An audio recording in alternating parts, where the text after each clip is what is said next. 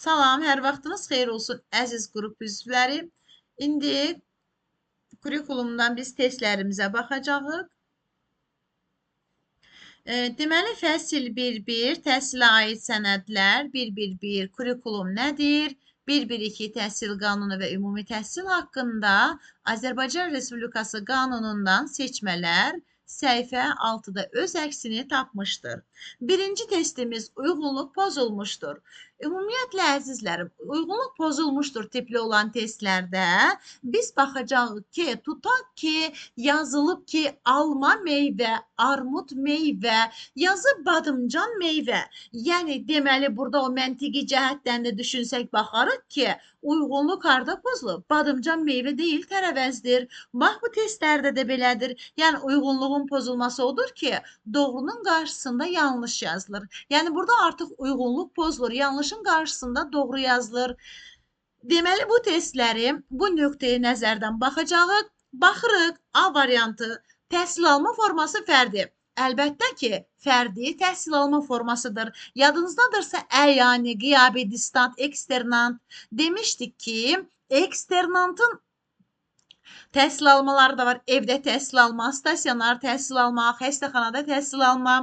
Ona stasionar da deyirik. Fərdi təhsil alma istedadlı şagirdlərin təhsil aldığı, bir də yaşı böyük şagirdlər var ki, təhsildən kənarda qalır və o təhsildən yayınan kimi fərdi məktəbdə təhsilə cəlb olunurlar. Yəni, bu da təhsil almadır. Deməli, A variantı doğrudur. B variantında təhsil forması informal. Bəli, 3 təhsil forması var idi. Onun biri də informal idi. Özünə təhsil yolu ilə alınan təhsil forması idi. C variantı təhsil alma forması tam orta təhsil. Amma tam orta təhsil, təhsil alma deyil. Yadınızdadırsa dedik ki, ümumi təhsil pilləsinin 4 səviyyəsi var. Onun da ən yüksək səviyyəsi tam ortadır. Yəni, ümumi təhsil bir pillədir, 4 səviyyə, ən yüksək tam orta. Deməli, tam orta təhsil alma deyil. Buradan bildik ki, uyğunluq harda pozulub? C variantında. Amma D-də təhsil forması qeyri-formal, bəli, düzdür. E-də təhsil pilləsi orta ixtisas, o da bəli, bunlar düzdür. Bunlar pozulmamış. Deməli, harda pozulub? C variantında. Hər tipdən birini izah eləyəcəm sizlərə, başlayaq yox. Məsələn, burada bir dənə də 5-dən oxuyaq. Uyğunluq hansı variantda pozulmuşdur? 5-cidə. Orada da yenə yazıb təhsil pilləsi məktəbə qədər. Bəli, məktəbə qədər Azərbaycan təhsilinin birinci pilləsidir. Deməli, sonra yazır təhsil alma forması eksternat. Bu da doğrudur. Təhsil forması formal. Bəli, sonda dövlət sənədi verən təhsil formasıdır. Ümumi təhsil səviyyəsi məktəbə hazırlıq. Ümumi təhsilin səviyyəsi məktəbə hazırlıq, bəli. Ümumi təhsilin birinci səviyyəsi 5 yaşlılardır. Məktəbə hazırlıq, bu da doğrudur. Yazır təhsil alma forması informal. Amma informal təhsil formasıdır. Yəni, burada da yenə də uyğunluq pozulmuşdur E variantında. Deməli, burada biz 9-cu test var, testə baxaq. Deməli, burada çərçivələr var. Yazıb ki, sual işarəsinin yerinə hansı variant yazılmalıdır? Bu tipli testləri necə edəcəyik?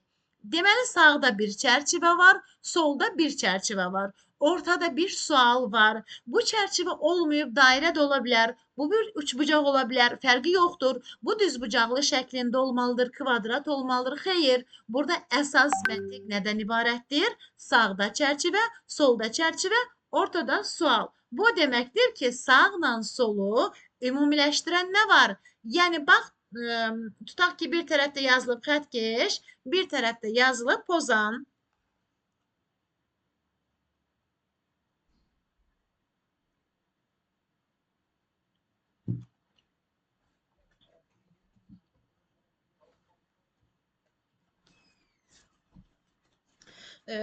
Deməli, bu deməkdir ki, sağla solu birləşdirən nədir? Məsələn, xətkeşlə pozanın ümumi adı nə ola bilər? Məktəb əşyası. Alma ilə armudun ümumi adı nə ola bilər? Meyvə. Xiyarla pomidorun ümumi adı nə ola bilər? Tərəvəz. Bunun kimi bir şeydir. Əgər gələcəkdə biz burada bilik axtarsaydıq, burada konseptual bilik deyərdik. Yəni, ümumi adı sağ, sol birləşik. Əgər buna biz gələcəkdə məntiqi təfəkkür desəydik ki, bu təfəkkürə görə hansı təfəkkürdür?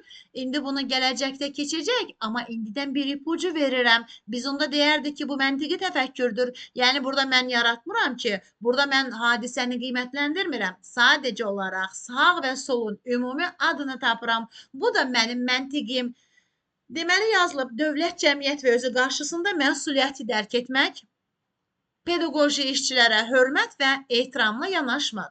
Bu da əlbəttə ki, şagirdin vəzifəsidir. Yəni bunu şagird etməsə, təhsil alan etməsə, onu qınayacaqlar. Biz bunu inkara çevirsək, A variantı da təhsil verənin hüququdur. Xeyr. B variantı da təhsil alanın vəzifəsidir. Bəli. Çünki şagird pedaqoji işlərə hörmətlə yanaşmalıdır. Dövlətin, cəmiyyətin özü qarşısına məsuliyyətini dərk etməlidir. Dövlət mənə pulsuz dərsliklər verir. Dövlət mənə bu cür işıqlı otaqlar verir. Mən öz məsuliyyətimi necə dərk etməyim ki? Deməli, ona görə də doğru cavabımız təhsil alanın vəzifəsidir. Deməli, burada 12-ci testimizə baxacağıq. Deyir ki, burada deyir ki, təhsil verənin vəzifələrinə aid deyil, müəllimin. Yenə biz burada inkara çevirməklə asanlıqla tapa biləcəyik. Əlavə məşğələlər, sinifdən xaric fəaliyyətlər keçirmək, əlavə məşğələlər, sinifdən xaric fəaliyyətlər keçirməmək. Qınayacaqlar. Ay müəllim, niyə sinifdən xaric fəaliyyət etmirsən? Ay müəllim, niyə əlavələ məşğələlər etmirsən? Zəif şagirdlərin üzərində fərdi dayanmırsan? Deməli, bu olacaq. Təhsil verənin vəzifəsi. İndi biz B, C, D, E variantında oxuyacağıq ki, onlar niyə vəzifə deyil? Deməli, B-də yazıb ixtisas və elmi dərəcəsini yüksəltmək. Bu, biri ixtisasını yüksəldəcək elmi dərəcəsi, biri yox. Bu demək deyil ki, bir müəllimin məktəbdə işləyirsə, bütün müəllimlər elmi dərəcəsini yüksəltməlidir. Belə bir şey yoxdur. Yüksəldə də bilər, yüksəltməyə də bilər. Yəni, bu məcbur deyil. Deməli, bir B variantı hüquqdur. Onun kefinə baxır. Yəni, etməsi onu millət qınamayacaq. C variantı təhsil müəssisəsində vəzifə tutmaq. Bu da onun kimi. Məktəbin müəlliminin hamısı direktor və direktor müavini, təşkilatçı müavin, təlim-tərbiyə üzrə direktor müavini olmalı deyil ki, yəni müəllimdir bu. Nə zaman istəsə müsahibələrə gedər, imtahanlara gedər, öz bacarığını göstərər və o yüksək bal toplayar, seçilə bilər. Bəli, ola da bilər, olmaya da bilər. Bu mütləq olmalıdır deyə belə bir şey yoxdur. Deməli, ona görə C variantı da hüquqdur. D-də mükafatlandırmaq və təltif olunmaq. Bir müəllim öz-özünü mükafatlandırmır ki, mükafatlandırılır kim tərəfindən? Rəhbərlik tərəfindən, dövlət tərəfindən, təhsil idarələri tərəfindən. Deməli, ona tərəf gəlir kənardan. Bunu başqası edir onun üçün. Özü etməsə, bir müəllim özünü mükafatlandırması onu qınaya bilərəkmi? Xeyr. Deməli, bunun özünün işi deyil. Bu da hüquqdur. Tədris zamanı metod və vasitələri sərbəst seçmək. Bəli, metod və vasitələri sərbəst seçməkdir onun hüququ, o da hüququdur. Heç kim onu qınamayacaq. Niyə? Mən bugün Venn diaqramı ilə eləmirəm, ziqzaqla edirəm. Ziqzaqla etmirəm, anlayışın çıxarılmasına edirəm. Kim mənə deyə bilər ki, bugün niyə qrup işi etmədin? Mən qrup işi ilə etmirəm, cütlərlə iş formasından mən şagirdlərim daha yaxşı anlayır. Ona görə də istənilən metodu, istənilən üsulu, istənilən strategiyanı sərbəst seçə bilərəm. Deməli, bu seçim mənim ixtiyarımdadır. Bu da mənim hüququm olacaq. Ümumiyyətlə, seçmək feili harda olur olsun bilin ki, hüquqdur, avtomatik olaraq. Həyatda da belədir. Bir insan gedib özünə paltar seçir. Kimsən əvəzinə paltar seçə bilər. Yaşamaq yeri seçmək, otaq seçmək, hər an istəsəm seçə bilərəm. Bu onun hüququdur. Seçim azaddır. Deməli, ona görə elə bayaq da dedim ki, doğru cavabımız A variantı olacaq. Deməli, bir testimiz var, 15-ə baxırıq. Deməli,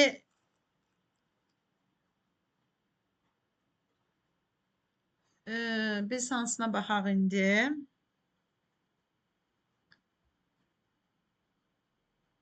Baxaq, 15 mi, 19 mu? Hansına baxmalıydıq? 19-a baxaq. Deməli, burada təhsil alanların vəzifələrini seç. Bir sıra vəzifələr var, biraz uzun testdir. Deyir, bunların içərisindən vəzifələri seçin. Bundan sonra cədvələ baxarıq. Deməli, 19-cu testdə deyir ki, təhsil alanların vəzifələrini artıq bir neçə vəzifə olacaq, bir yox. Deməli, birə baxaq. Dövlət, cəmiyyət, ailə və özü qarşısında öz məsuliyyətini dərk etməsə qınayarlar. Vəzifədir, həm də təhsil alan. Deməli, biz hüquq və vəzifələri öyrənəndə mən sizə onların daha rahat şəkildə yadınızda qala bilməsi üçün bir sıra ipuçları vermişdim və burada ən əsası da ipucumuz da bu idi ki, qınanmaq idi. Yəni əgər biz bunları öyrəndiyimiz zaman qınanırdıqsa, vəzifə idi, qınanmırdıqsa bu bizim hüququmuz idi. Deməli, məsəl üçün biri götürdük, qoyduq qırağa. Bizə lazımdır bu. Gəldik 2-yə. Etik davranış qaydalarına, pedaqoji etika və əxlaq normalarına riayət etmək, müəllim nüfuzunu yüksək tutmaq, ziyalılıq nümunəsi göstərmək, təhsil alanların şərəf və ləyaqətinə hörmətlə yanaşmaq. Bu da təhsil verənin vəzifəsidir. Bir müəllimin etməsə qınayarlar, amma təhsil alana aid deyil, təhsil verənə aiddir. Ona görə ki, bizə ehtiyac olmadı. Keçdik 3-ə. Təhsil alanların fiziki və psixi zorakılığın bütün formalarından qorumaq və zərərli vərdişlərdən çəkindirmək, təhsil alanların təhlükəsizliyini və sağlamlığının mühafizəsində iştirak etmək. Bir müəllimin bu vəzifəsidir. Qorunmasa, çəkindirməsə qınayacaqlar, iştirak etməsə mühafizəsində qorumasını qınayacaqlar. Deməli, bu da təhsil verənə aiddir. Deməli, 3 də müəllimə aiddir, yəni təhsil alana aid deyil. Gəldik 4-cüyə. Təhsil müəssisəsinin nizamnaməsinin tələblərinə, daxili intizam qaydalarına əməl etmək. Bəli, bu artıq şagirdə aiddir. Nizam-intizam qaydalarına əməl etməsə qınayacaqlar. Nizamnamənin tələblərinə əməl etməsə qınayacaqlar. Hər məktəbin özünün nizamnaməsi var. Məsəl üçün, öz məktəbimizin hər bir məktəbin nizamnaməsi olur. Bir şagird ona qoyulan nizamnaməyə, qaydalara, məktəbin nizam-intizam qaydalarına əməl etmirsə, deməli onu qınayacaqlar. Bəli, 4 təhsil alanın vəzifəsidir. Gəldik 5-ə. Deməli, valideynlərlə əməkdaşlıq etmək, təhsil alanların təlim nailiyyətləri barədə valideynləri məlumatlandırmaq, bu da yenə təhsil verənə aiddir. Yəni 5 də təhsil verənə aiddir. Bizə təhsil alanın lazımdır. Bu da müəllimə aiddir. Bəli, artıq sizə izah etmişəm. Mən elə bilirəm ki, siz bunları gözəl başa düşmüşsünüz. Sual-cavablarda yaxşı iştirak edirsiniz. Səhvsiz olaraq cavablandıra bilirsiniz.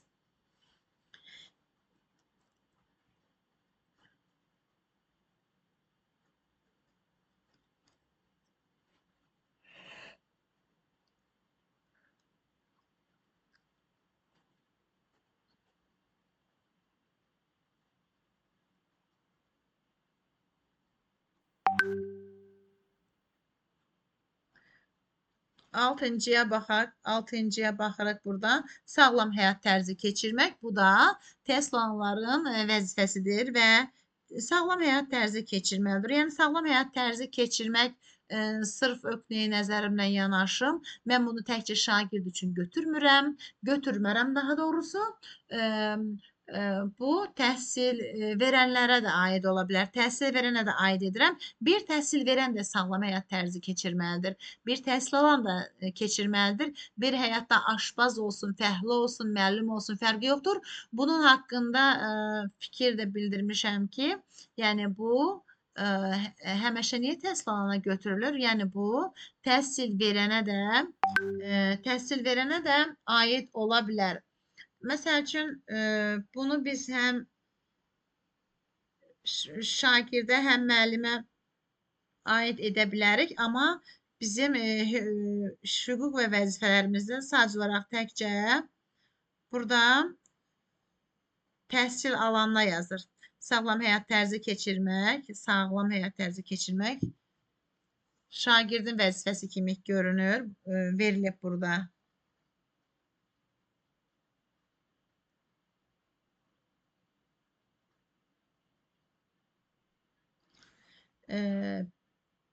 1, 4, 5'dir burada bizim variantımız. 1, 4, 5. B variantını götürürük burada.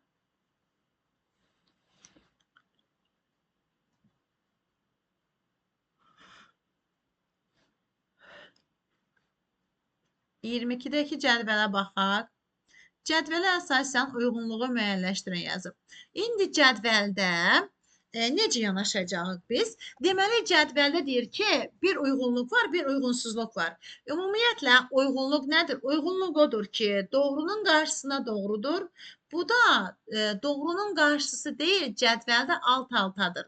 Yəni, bayaqdan qarşısında tapırdıq, cədvəl olmayanda. Yəni, bu deməkdir ki, doğrunun altında əgər doğru yazılırsa, uyğundur. Yanlışın da altında gerçəkdən də yanlışı yazıblarsa, bu da uyğundur. Yəni, biz bunu götürə bilərik. Deməli, əgər doğrunun altında doğrunu yazıblarsa, uyğundur. Bu deməkdir ki, yazıb ki, alma meyvədir. Doğrunun altında. Niyə alma ilə deyirəm? Həmişə sadə şəkildə. Alma meyvədir, doğrunun altında yazıblar. Sonra yazıblar ki, yanlışın altında yazıblar ki, badımcan meyvə deyil. Badımcan meyvə deyil də yanlışın altındadır. Deməli, yanlış, bağışlayın, üzr istəyirəm. Yanlışın altında yazıblar ki, badımcan meyvədir. Almanın altında yazıblar ki, doğrunun altında yazıblar alma meyvədir. Yanlışın altında yazıblar ki, badımcan meyvədir. Deməli, doğrunun altında yazılan alma meyvədir də uyğundur. Yanlışın altında yazılıb ki, badımcan meyvədir. O da doğrudur. Yəni, deməli, yanlışın altında yazılan da uyğundur. Doğrunun altında da yazılan uyğundur. Yəni, uyğundur, budur. Amma uyğunsuzluq odur ki, götürüb doğrunun altında yazarlar ki, məsəl üçün, badımcan meyvədir. Uyğunsuzdur bu. Yəni, bu doğru cavab ola bilməz. İndi gəldik, cədvələ əsasən uyğunluğu müəyyənləşdirin. Doğrunun altında yeni ixtisas almaq, staj keçmək, ixtisas və elmi dərəcəsini yüksəltmək təhsil verənin vəzifəsidir. Amma bu hüquqdur. Bayaq da dedik ki, bir müəllim elə mütləq dərəcəsini yüksəltməlidirmi? Bacarıq olan yüksəldir, qalanda sadə müəllim olur da. Yəni, bu etməsi bunu qınayanlar, səni məktəbdən çıxararlar deyə belə bir şey yoxdur. Deməli, biz bunu vəzifə götürə bilmərik. Deməli, bu yanlışdır, doğrunun altındadır. Ələ uyğunsuzluq olsaydı, götürərdik. Biri götürmürük. Gəldik ikinciyə. Mükafatlandırılmaq və təltif olunmaq təhsil verənin hüququdur. Bəli, mükafatlandırılır kimsə tərəfindən, təltif olunur kimsə tərəfindən. Bəli, tamamilə doğrudur. Deməli, bu da hüquqdur. 2 doğrudur, doğrunun altındadır. Bunu qoyduq bir kənara. Bizə lazımdır 2. Gəldik yanlışa. Yazılıb əlavə məşğələlər, sinifdən xaric, məktəbdən kənar tədbirlər keçirmək təhsil verənin hüququdur. Amma məşğələ keçirmək, tədbir keçirmək bu vəzifədir. Bir təhsil verən bunu etməlidir. Amma burada nə yazıb? Hüquq. Düzdür, yanlışdır, səhv yazıblar. Amma bunlar da deyir də yanlışdır. Yanlışın altında verilir. Deməli, 2 götürəcək, doğrunun altında olduğu üçün 2-ni. 3'ü də yanlışın altında yanlış olduğu üçün götürəcək. Deməli, 2 doğrudur, doğrunun altındadır. 3 yanlışdır, yanlışın altındadır. Ona görə cavabımız 2, 3 olacaq. Deməli, uyğundur. Onlar da deyir ki, 3 yanlış, 2 doğrudur, doğru 2, 3 olacaq. Burada B variantı. Gəldik, indi biz baxaq görək. 26'ya baxaq. Valideynlərin hüquqlarına aid deyil, deyir burada. Təhsili davranışı haqqında mütəmadi məlumat almaq hüquqdur. Yəni, istəsə alar, istəsə almaq onu kimsə qınamayacaq. Tədris prosesini təkmilləşdirməsi üçün təklif irəli sürmək, istəsə sürər, istəsə sürməz. Yəni, bu da onun hüququdur, amma bizə deyir ki, hüquq deyil. Deməli, C variantı təhsil müəssisəsi ilə əməkdaşlıq etmək, istəsə edər, istəsə etməz, bu da onun hüququdur, ona verilib. Ay valideyn, bunu mən sənə verirəm. Deməli, övladlar üçün təhsil müəssisəsi seçmək, seçim azaddır, haranı istəsə seçə bilər. Deməli, təhsil müəssisəsi nizamnaməsinin tələblərinə riayət etmək, əməl etmək onun vəzifəsidir. Hüquq deyil. Bir valideyn gəlib deyə bilməz, mənim ürəyim belə istəyir, məktəbdə belə eləyəcəm.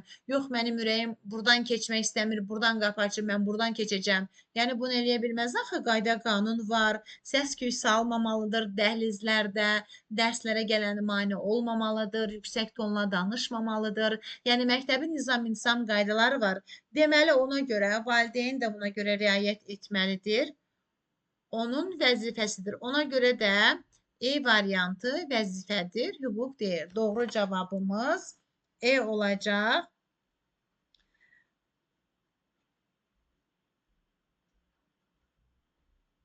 İndi biz digər testimizə baxaq. Digər testimizə baxacağıq. Hansına baxaq buradan biz?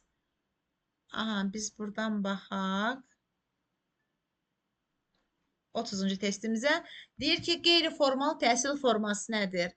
Elə belə deyək də, qeyri-formal nə idi?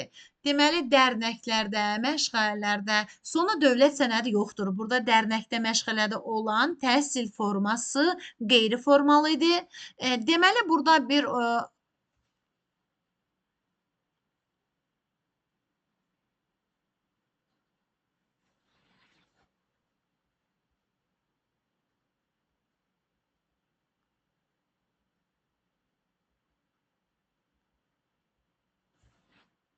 35'ə baxaq. Burada 3 çərçivə var. Yazılıb sual işarəsinin yerinə uyğun ifadəni müəyyənləşdirin. Deməli, övladının təhsili, davranışı haqqında mütəmadi məlumat almaq çərçivəmizin biri budur. Bir də yazır övladları üçün təhsil müəssisəsi seçmək. Aşağıda da yazır ki, təhsil müəssisəsi ilə əməkdaşlıq etmək.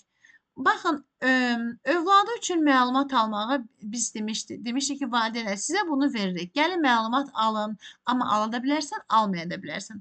Vaxtın yoxdursa, işin ağırdırsa, gecə növbəsi işləyən valideynlərimiz də var. Elə olur ki, valideynlər ağır iş sistemində işləyirlər, məktəbə gələ bilmirlər. Amma biz onu hüquq kimi vermişik də.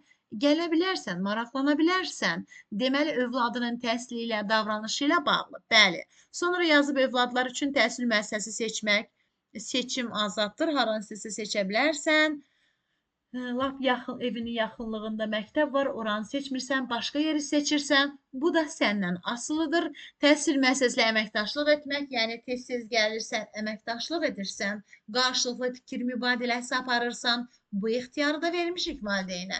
Deməli, ona görə bu üçü birlikdə nədir? Valideynlərin hüququdur. Yəni, valideynlərin hüququdur hər birisi. Təhsil verənin vəzifəsi, xeyr, təhsil verənə aid deyil, ümumiyyətlə valideynə aiddir. Sırf valideynin hüququ, bəli, doğru cavabımız elə B variantı olacaq. Bir testimiz var kurikulumun prinsipləri ilə bağlı olan. Biz o testimizə baxaq indi.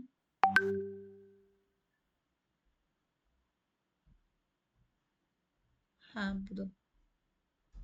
Bu testi, 40-cı testimiz. Müasir kurikulumun prinsipləri ilə bağlı uyğunsuzluğu müəyyən edin. Uyğunsuzluq nədir? Necə ki, bayaq dediyim kimi, bibərin qarşısında meyvə yazılır. Bibərin qarşısında meyvə yazılırsa uyğunsuzluqdur. Baxırıq, şagird yönümlülük. Təlim-tədris prosesi zamanı şagirdin potensialı nəzərə alınır. Bəli, şagirdin marağı, istedadı, qabiliyyəti nəzərə alınır.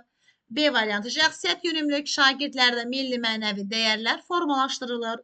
Bu da doğrudur. İdraki ünsiyyət, psixomotor bacarıqları, milli bəşəri dəyərlər var idi. Bu da doğrudur. C variantı, tələb yönümlülük şagirdin gündəlik təlim nəticələrinə çatması nəzərdə tutulur. Amma gündəlik təlim nəticələri nəticə yönümlülükdür. Təlim nəticələrinə də necə çata bilərik? Formamız yerində, üsulumuz yerində, standartımız yerində, mövzumuz yerində, planlaşmamız yerindədirsə, təlim nəticələrimiz də reallaşacaq. Deməli, tələbi yönümlülük müasir dövrdən ayaqlaşmaqdır, cəmiyyətin yenilikləri ilə ayaqlaşmaqdır, innovativ müəllim olmaqdır. Ona görə də C variantı deməli, uyğunsuzluğun pozulduğu bir variantdır. Deməli, 43-cü testimizə baxaq bir dənə. Yazıb təhsil alanların hüquqlarını seçin. İndi təhsil alanların hüquqlarını seçəcəyik bunların içərisindən. Yazır, öz məktəb yoldaşları ilə təhsildə əməkdaşlıq etmək. Əməkdaşlıq etmək onun vəzifəsidir. Etməsə qınayacaqlar. Deməli, bunu götürmürük, bu bizə ehtiyac deyil. Sonra ümumi təhsil müəssisəsinin mövcud infrastrukturdan istifadə etmək. Bəli, infrastruktur nədir? Məktəbin quruluşudur. Biz bunu standart proqramını keçəndə sizə izah edəcəm. İnfrastruktur məktəbin quruluşudur. Yəni burada heç kəs deyə bilməz ki, ay şagird, sən bu laboratoriyada filan şeydə istifadə eləmə, kitabxanadan istifadə eləmə, yəni filan binadan, emalatxanadan istifadə eləmə. Yəni infrastrukturdan hamının istifadə etmək hüququ var. Deməli bu təhsil alanın hüququdur. Deməli biz 2-ni götürəcəyik. 3 də deyir ki, təhsil prosesinin təşkilində və idarə olunmasında fəal iştirak etmək, öz fikir və mülahizələrini sərbəst ifadə etmək. Bir şagirdin ağzını tuta bilməli ki, fikrini demə. Bəyəndiyini deyəcək, bəyənmədiyini deyəcək, sərbəst öz fikrini ifadə edəcək. Yəni o mühit demokratik mühitdir ki, orada praktik müəllim var. Yəni müəllim şagirdlərə sərbəst söz azadlığı verir. Ona görə də bəli, 3 də elə şagirdin hüququdur. Təhsil alanın hüququnu axtarırıq. 2-3 doğru cavabımız elə D variantındadır. 4 niyə deyil? Təhsil müəssisəsi nizamnaməsinin tələblərinə, daxili nizam qaydalarına əməl etmək. Əməl etməsə qınayacaqlar, vəzifədir bu. Gəldik 5-ci, valideynlərlə əməkdaşlıq etmək, təhsil alanların təlim nailiyyətləri barədə valideynləri məlumatlandırmaq. Bu da müəllimə aiddir. Bir şagird valideynlərlə məsəl üçün, Anar Azərin valideynlərlə əməkdaşlıq edəcək. Bu müəllimə aid olan bir şeydir də. Ona görə 4 ilə 5 bizə lazım deyil. Burada bizim D oldu bizim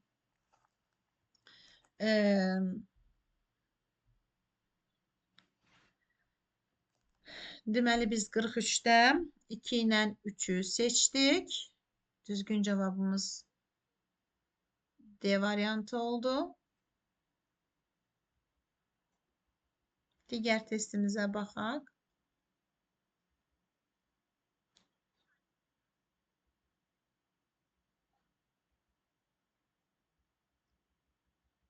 Aha, 47-ci testimizə baxırıq. Sinifdə şagirdlər arasında konflikt yaranır. Konflikt yaranır, situasiya var. Müəllim konflikti müşahidə etsə də heç bir reaksiya vermir. Verilmiş situasiyada müəllimin davranışı haqqında nə demək olar?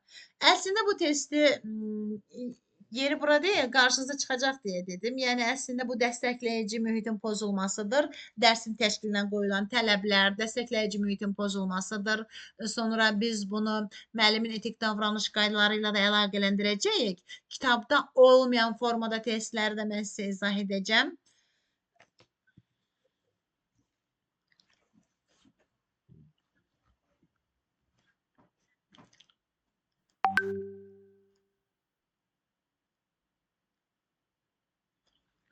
Deməli yazır ki, müəllimin davranışı haqqında nə demək olar?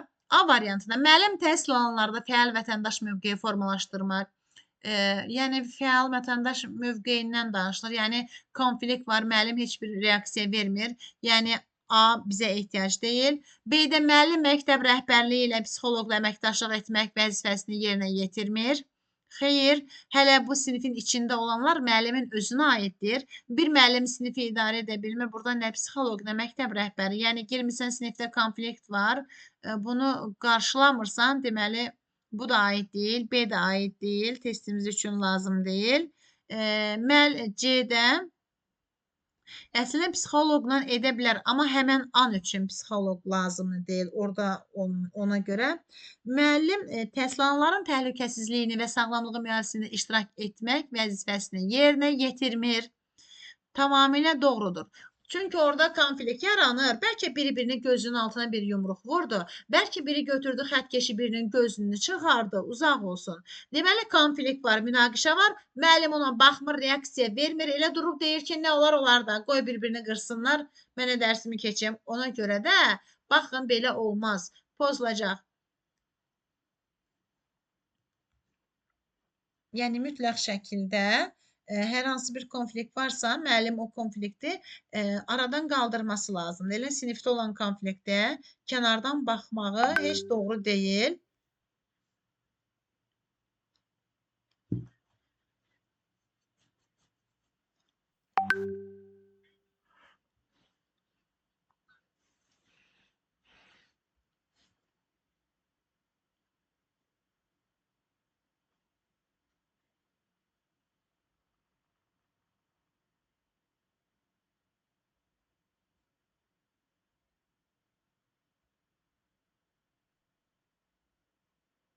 Başqa hansına baxaq? 50-lə. Deyir ki, fərqli olanı seçin. Deməli, burada fərqlilik nədir? Baxın, tutaq ki, fərqlilik odur ki, 5 variantı 4-ündə müəllimdən danışılır, birində şagirddən danışır. Yəni, fərqlilik odur ki, 4 variantda meyvədən danışılır, bir variantda tərəvəzdən danışır. Ya da ola bilsin ki, 4 variantda hüquqdur, birində vəzifədir. Yəni, burada artıq fərqli cavabı seçirik. Yazıb biliyini yenidən 50-ci testə baxırıq. Biliyini yenidən qiymətləndirməsini tələb etmək. Tələb etmək şagirdin hüququdur. Yəni, bir şagird müəllimin ona verdiyi qiymətlə razı deyil. Tələb edir ki, müəllimə, məndən təzədən imtahan götürün. Təzədəndən razı deyiləm bununla. Yəni, bu müsahibə də ola bilər. Müsahibə verir, deyir, razı deyiləm. Mənə verən balla razı deyiləm.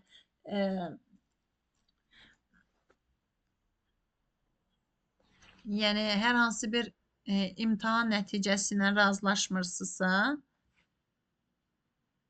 onda yəni biliyini yenidən qiymətləndirməsini tələb edə bilər. Bu hüquqdur da.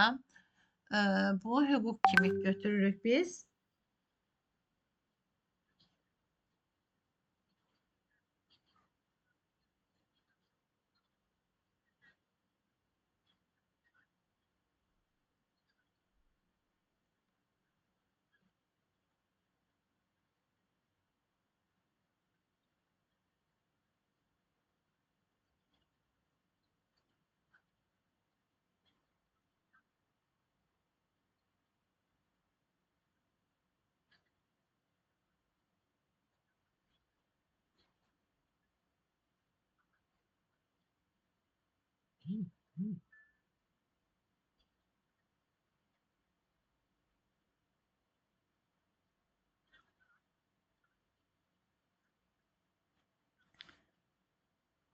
Aha, səsi bağlamışım, üzr hesab edin.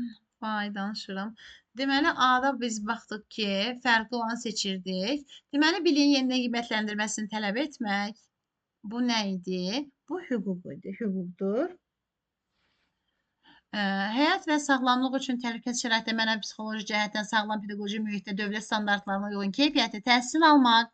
Bəli, almaq hüquqdur. Bu da hüquqdur. Deməli, AB hüquq olduğu üçün artıq qoşa cavab var. Biz artıq vəzifə axtaracağıq. Deməli, C variantı. Təhsil müəssisəsinin tədris dilinə xarici dili, tam orta təhsil səviyyəsində təhsilin təmayülünü, tədris olunan dəstənkənar məşğələləri sərbəst seçmək. Seçimdir, azadlı hüquqdur. Yəni, bu seçməyi bir dəfə konkret hüquq kimi yazın başınıza. Tələb etmək, təmin olunmaq, bunların hər birisi hüquqdur. Çünki səni təmin edirlər, artıq sənə doğru gəlir. D variantı, dövlət təhsil standartlarına uyğun bilik, bacarıq və vərdişlərə yiyələnmək. Bəli, yiyələnməsən qınayacaqlar. Sənə bu cür məktəb var, bu cür şərait var. Niyə yiyələnmirsən, ay bala? Deməli, bu artıq vəzifədir. Doğru cavabımız da D olacaq. Deməli, biz burada fərqlilik axtarırdıq. Nə oldu? Fərqlilik axtardığımız üçün bizə hansı cavab doğru oldu? Deməli, burada biz D variantını doğru götürdük. Ona görə ki, bizdə digərləri hüquqdur. Bir dənə D vəzifədir. Ona görə də bizim doğru cavabımız D variantıdır.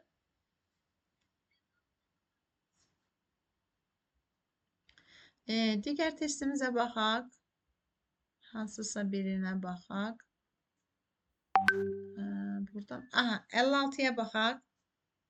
Formal təhsil anlayışının izahı hansı bənddə düzgün verilmişdir? Bu çox sadədir. Çox rahat bir testdir. Buna vaxt itirməyək. Gələk. Başqa bir testdə. Aha, buna baxaq. 60-a baxaq. Aha.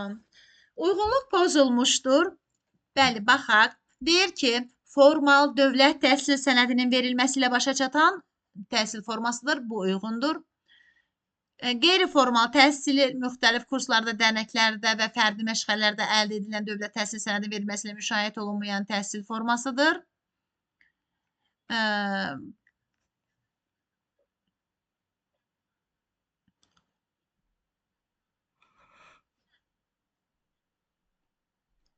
Aha, bu doğrudur.